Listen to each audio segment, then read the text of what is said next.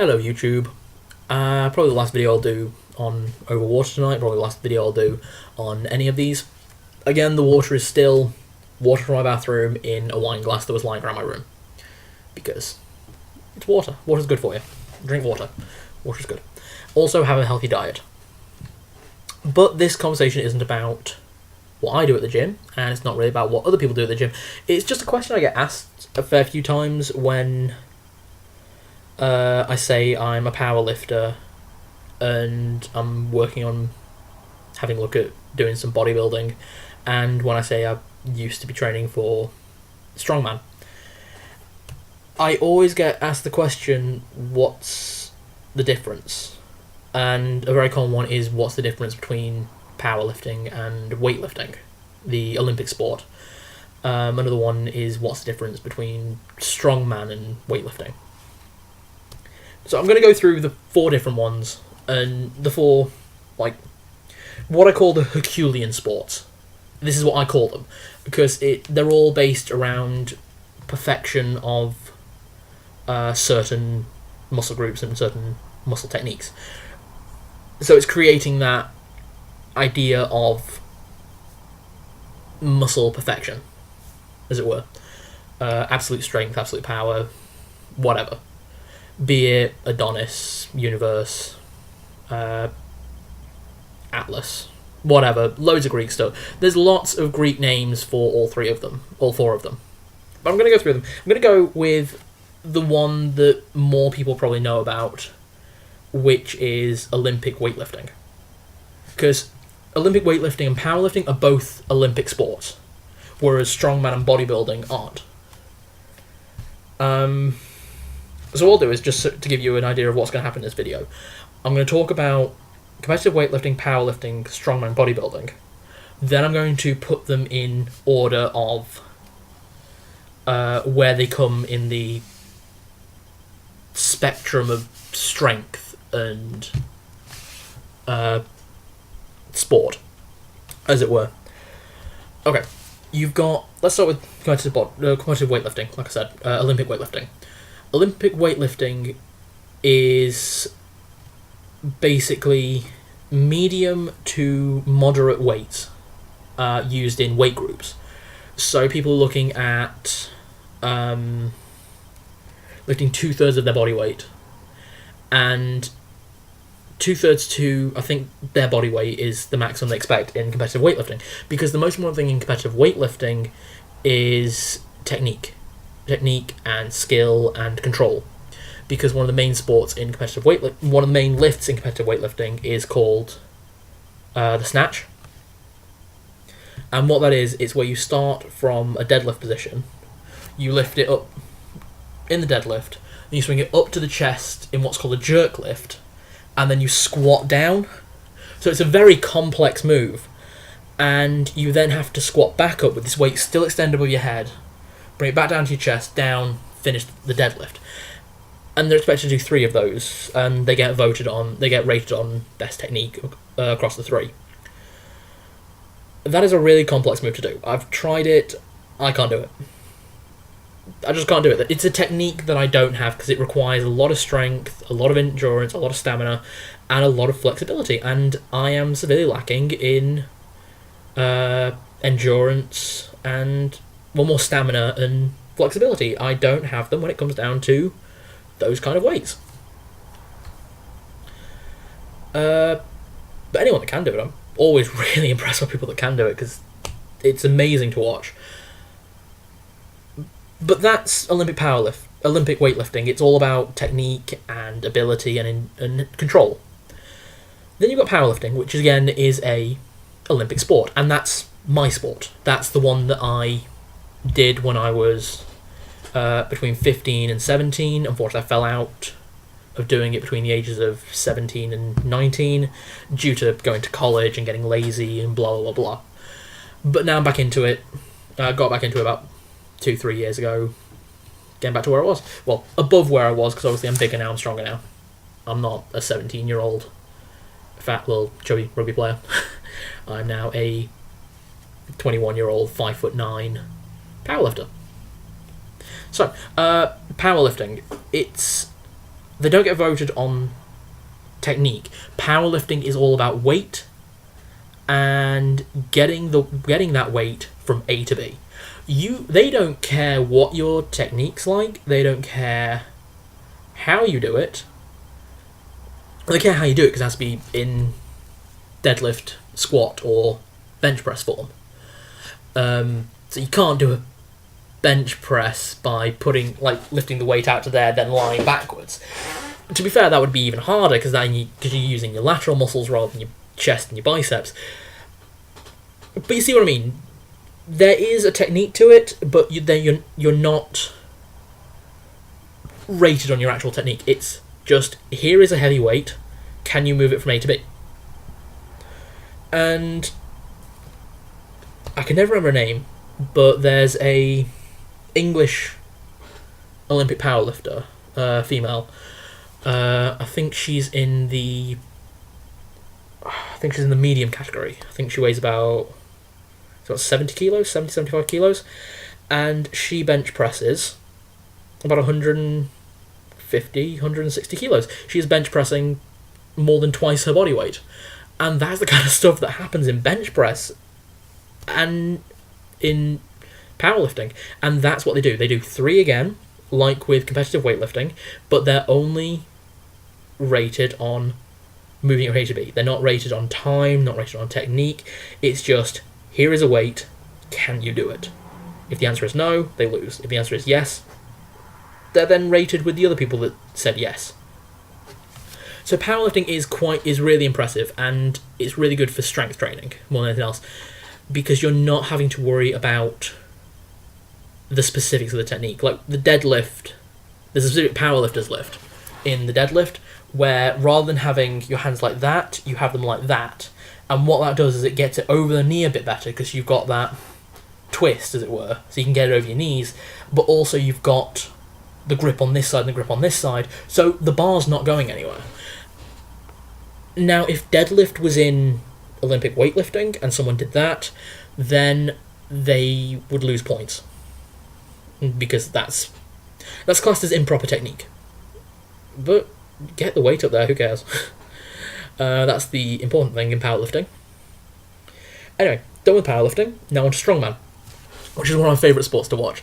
You might have seen strongman on the TV, or if you're lucky enough, you might have seen it live, and that is literally big people, because obviously there's men's and women's, it's big people lifting immeasurable weights in forms that aren't standard weights.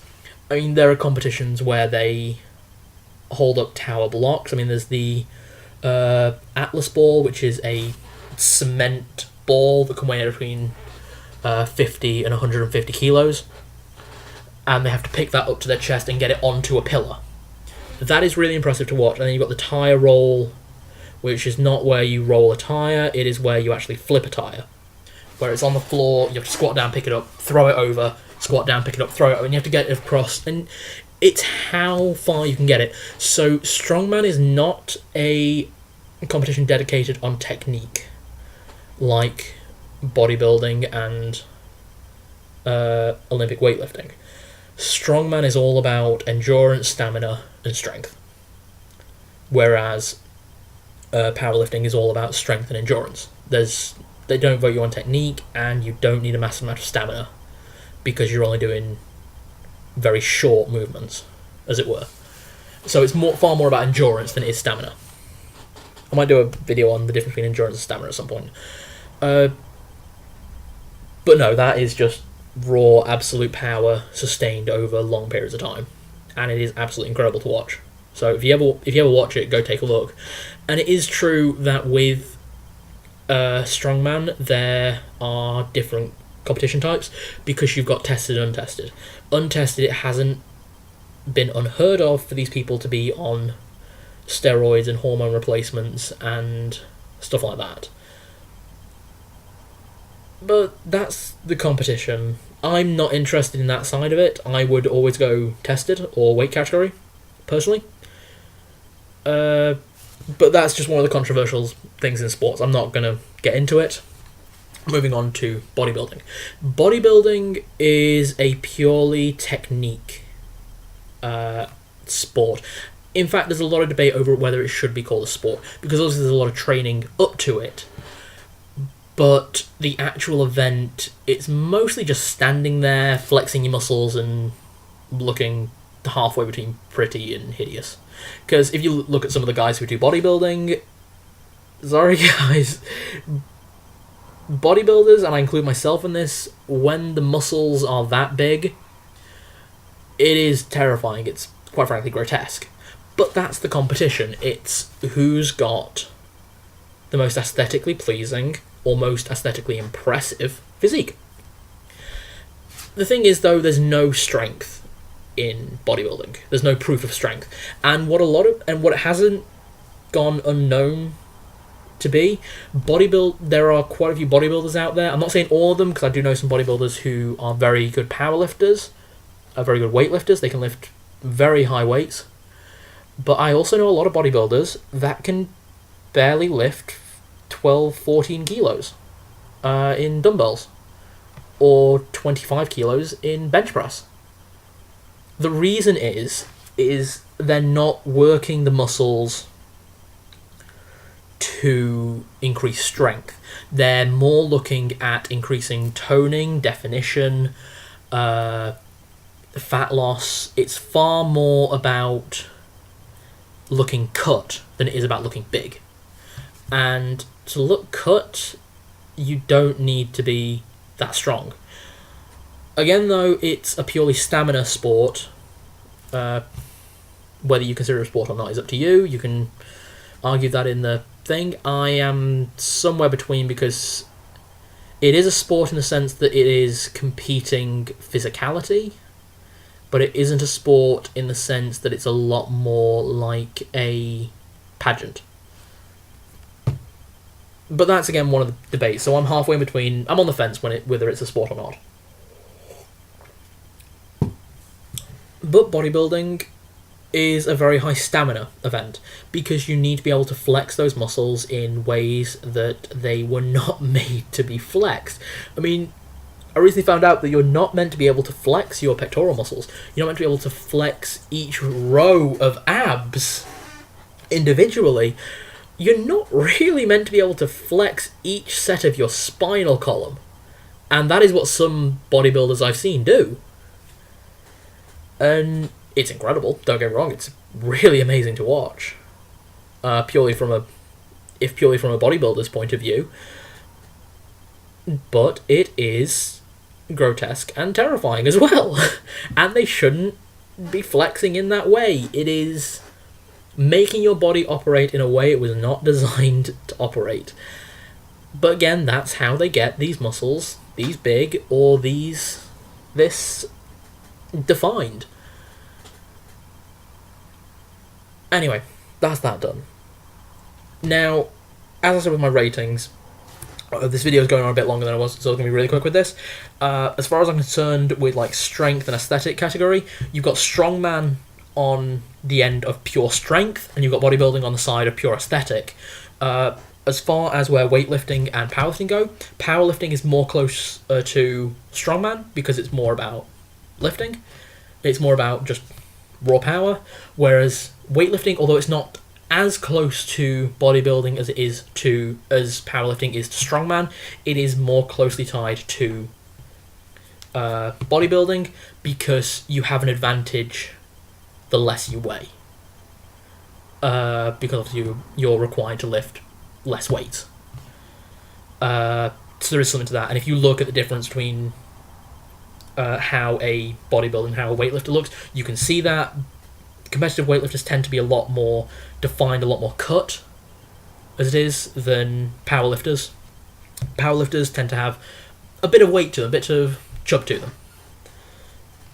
You can get ones, obviously, that are more defined, just like you can get in strongmen. You can get ones that are really well defined. It's less common, but it does happen, especially with a lot of the Eastern European competitors and the American competitors. A lot of Central European competitors tend to be a bit chubbier, a lot bigger, broader. I mean, they're all big. They're all big guys, and big women as well, because you need to be big to be moving those weights. But in strongman, there is a predominant with American and Eastern European competitors being more well defined. They have less body fat, whereas Central European and Australian competitors usually don't bother with the whole definition. It's all about the raw power.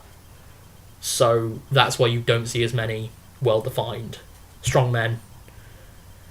Just like you don't see a lot of bodybuilders lifting heavyweights. It's not what they're training for. And if that's what you're training for, then more power to you. Because at least you're out there doing something rather than sitting on your ass watching videos on YouTube. Anyway, see you guys next time, and remember, drink plenty of water, keep your diet in check, and as long as you're exercising, that's good enough.